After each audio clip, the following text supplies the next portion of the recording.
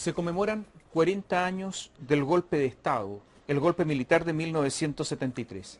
No es el único golpe militar que tuvo Chile en sus 200 años de historia, pero sí, seguramente es el más brutal y el que mayores efectos permanentes ha tenido. ¿Es lícito analizar lo ocurrido solamente ese día, ese martes 11 de septiembre de 1973? Evidentemente que no. No porque la historia es un continuo, porque nosotros mismos somos un continuo. Y esto no es con el objeto de establecer empates, porque los empates serían absolutamente falsos. Este comentario naturalmente que no permite un análisis exhaustivo de lo que ocurrió en esa época. Ni siquiera uno mismo está en condiciones, a lo mejor, y es lo más probable, de establecer un análisis exhaustivo. Pero veamos algunos hechos, algunos elementos que sirven para que cada uno se pueda formar un juicio, a lo mejor parcial, y a lo mejor van a faltar muchos elementos. Cuando terminaba la Segunda Guerra Mundial, en 1945, las principales potencias vencedoras, Estados Unidos, la Unión Soviética y Gran Bretaña, se dividieron el mundo. La verdad es que se lo dividieron. Y comenzó la Guerra Fría. Se podía estar en un bando o en el otro. Y América Latina quedó bajo el dominio norteamericano. De hecho, en forma metafórica, se decía que América Latina era el patio trasero de Estados Unidos. Chile, además, ha sido y fue durante el siglo XX un país de experimentos. Aquí estuvo el Frente Popular. Aquí estuvo la democracia cristiana con el socialismo comunitario, con la tesis de que con la democracia cristiana y con este socialismo se podía convertir a los partidos marxistas, ayudados por Estados Unidos y también por la Iglesia Católica, que era profundamente antimarxista. Pero también fue un fenómeno único el gobierno de la Unión Popular, porque por primera vez en el mundo entero, un presidente marxista, un candidato marxista llegaba al poder por las urnas, porque en el mundo entero antes solo había llegado por el poder de las armas. La Revolución Cubana tuvo un efecto enorme en la izquierda de toda América Latina y también en la izquierda chilena.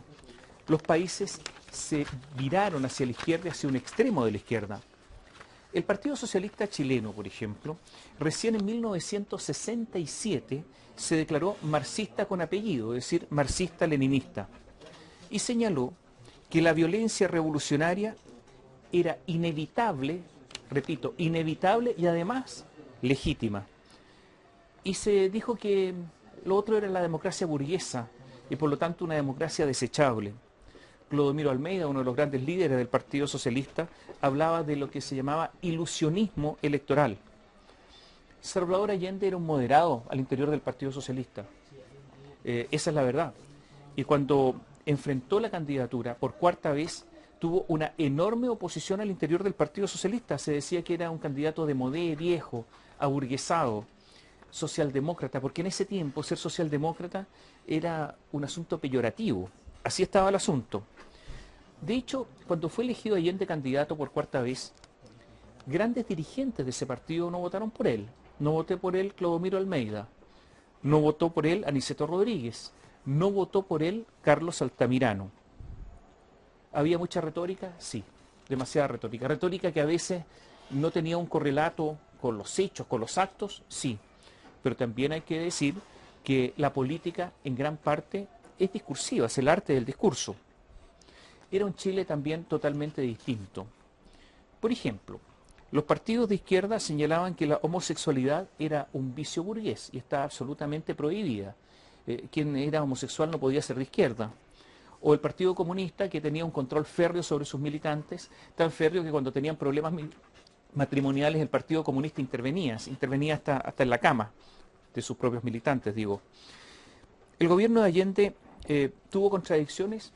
Sí, como todos los gobiernos. ¿Tuvo graves contradicciones? Sí, graves contradicciones. Por ejemplo, la intervención de las empresas privadas donde se designaban interventores, se hizo desempolvando un decreto, digo desempolvando un decreto que estaba olvidado y que había sido dictado por un régimen de facto, el comienzo de los años 30. O sea, era una norma jurídica de un régimen que no era democrático. Son contradicciones que las hubo. ¿Hubo alguna posibilidad durante el régimen, durante el gobierno de Salvador Allende, de la Unión Popular, de una salida democrática? Sí, hubo negociaciones con la democracia cristiana. ¿Hubo rigidez de la democracia cristiana? Sí, pero principalmente la rigidez fue del Partido Socialista y del MAPU. Es verdad que entre la democracia cristiana y la Unidad Popular se produjo un abismo después del asesinato de Edmundo Pérez Sujovic por parte del BOP, que algunos de los asesinos habían sido indultados por delitos previos por Salvador Allende. ¿Es verdad que la CIA actuó en Chile? Absolutamente cierto. Financió la democracia cristiana en su campaña del año 1964 para que Eduardo Frei llegara al poder. ¿O acaso no fueron armas norteamericanas con las que se asesinó al general Schneider, el comandante en jefe del ejército? Sí. ¿Operó durante el gobierno de Salvador Allende? Sí, financiando la oposición y financiando las huelgas. ¿El país se dividió? Sí. A ver, estaba tan revuelta la cosa que cuando se produjo el Tacnazo, un movimiento militar en 1969, todavía Allende no era candidato, era el líder, uno de los líderes de la oposición a Eduardo Frei. Allende condenó el movimiento militar, pero ¿sabe quién lo apoyó? El Partido Socialista, apoyando un movimiento militar. Las contradicciones de la época. ¿Sabe usted que cuando fue elegido Salvador Allende sacó menos votos que cuando postuló en 1964? Y el candidato derrotado, que fue Jorge Alessandri, sacó más votos que cuando había sido elegido presidente, porque son las contradicciones que tenía también la política y el sistema electoral chileno. Había una vía insurreccional en Chile por parte de algunos, no de Allende. Allende, de hecho, ante la dureza del Partido Socialista, del MAPU y otro, pocos días antes del golpe se quejaba amargamente en Tomás Moro de ese espíritu revolucionario, ultrista que tenía su propio partido, el Partido Socialista. ¿La democracia cristiana apoyó y luego justificó el golpe militar? Absolutamente. Le recomiendo un libro, De la vía chilena a la vía insurreccional. Autor Genaro Arriagada. Prólogo, un enorme prólogo de más de 20 páginas. ¿De quién? De Eduardo Frei Montalva. Lo importante, ¿cuándo se publicó ese libro? En 1974, poquito menos de un año después del golpe militar, en que dos prominentes demócratas cristianos justificaban un golpe por todo lo que había ocurrido en la Unidad Popular.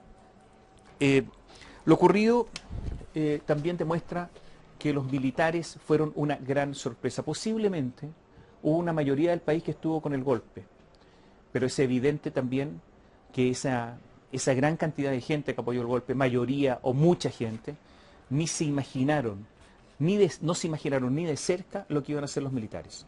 No se imaginaban a militares chilenos torturando, matando, haciendo desaparecer personas.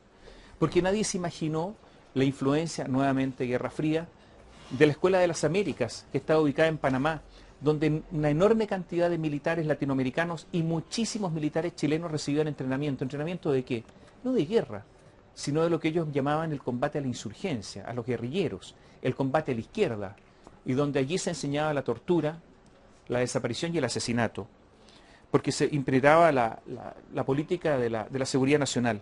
¿Alguien se imaginó acaso que un general como Pinochet se iba a quedar 17 años? De hecho, Pinochet se subió al golpe 2 días antes del golpe, no participó ni en su planificación, no conspiró, pero se subió y se aprovechó, y finalmente después se aferró al poder. Naturalmente que ninguno de estos elementos explica por sí solo todo lo que ocurrió, ni la crisis política, ni el golpe militar, pero son elementos para considerarlos todos, algunos más importantes que otros, en esta enorme crisis que vivió el país y en este régimen dictatorial que sufrió, repito la palabra, sufrió el país durante 17 años. ¿Malas políticas? Sí. ¿Malos gobiernos? Puede ser también. ¿Leyes equivocadas? También. Pero también una desvalorización gigantesca, pero gigantesca, de la democracia. ¿Responsables? Políticos, medios de comunicación, el ultrismo, los intelectuales también, los dirigentes más esclarecidos. Y también recordar que la primera oposición a Pinochet masiva se produjo después de una crisis económica. En 1982, cuando se produjo la crisis, comenzaron la oposición al general Pinochet. ¿Habrá alguna vez un análisis sereno de todo lo que ha ocurrido? De todo lo que ocurrió hace 40 años y después con el régimen, la dictadura del general Pinochet. ¿Podrán alguna vez sentarse chilenos que piensan distinto a tener algún punto de acuerdo y de concordancia? ¿Podrá la derecha decir que el régimen de Pinochet fue en realidad una dictadura? Ustedes recordarán que cuando se produjo el debate para las primarias de la derecha, ni Pablo Longueira ni Andrés Salamán osaron pronunciar la palabra dictadura. ¿Será eso en la derecha alguna vez algo normal porque eso fue una dictadura? Creo que queda mucho por hacer, mucho por analizar, mucho por investigar y mucho por mirarnos a nosotros mismos.